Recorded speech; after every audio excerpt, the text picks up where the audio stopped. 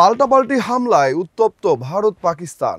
বুধবার 7 মে ভোরে পাকিস্তানের আজাদ কাশ্মীর ও অন্যান্য জায়গায় ক্ষেপণাস্ত্র হামলা চালিয়েছে ভারত।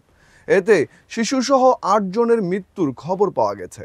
অন্যদিকে পাকিস্তানি সেনাদের গুলিতে 3 ভারতীয় বেসামরিক নাগরিক নিহত হয়েছেন। এছাড়া ভারতীয় বিমান ভূপাতিত, ব্রিগেড সদর দপ্তর ও চেকপোস্ট ধ্বংসের মতো খবর মিলেছে। পাকিস্তানের মসজিদেও হামলার তথ্য পাওয়া গেছে। হামলার দায় স্বীকার করে এক বিবৃতিতে ভারতীয় সশস্ত্র বাহিনী জানায়, অপারেশন সিন্দুর নামের অভিযানে পাকিস্তানের বেশ কয়েকটি জায়গায় হামলা চালানো হয়েছে। তাদের দাবি, এই হামলায় সশস্ত্র গোষ্ঠীর অবকাঠামো লক্ষ্য করা হয়েছে। পাকিস্তানের সেনা সদস্যদের উপর কোনো হামলা চালানো হয়নি। পাকিস্তানের আন্তঃবাহিনী পরিদপ্তরের মহাপরিচালক লেফটেন্যান্ট জেনারেল আহমেদ শরীফ চৌধুরী জানান, ভারত কোটলি, ভাওয়ালপুর এবং মুজাফফরবাদ সহ বেশ কয়েকটি স্থানে মধ্যরাতে কাপুরুষোচিত হামলা চালিয়েছে।